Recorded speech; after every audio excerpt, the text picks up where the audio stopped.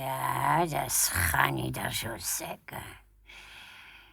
Ich bin nämlich selber das Krokodil. Am Elefantli hat's vor lauter Freude fast den Schnuff verschlagen. Ui, das freut mich jetzt aber, dass ich Sie persönlich kennenlerne.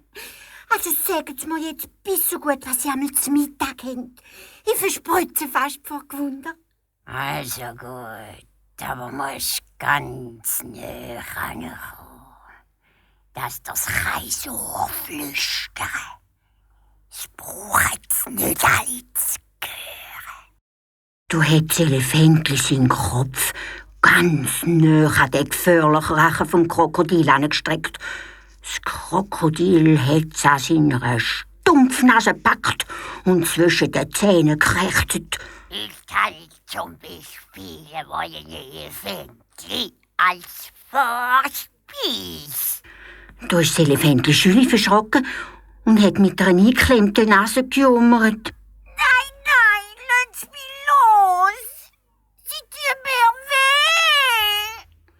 Es hat gezogen und das Krokodil hat gezogen. Da ist die Riesenschlange zu Rüchen gekommen und hat gezischt. Also los, mein junger Freund.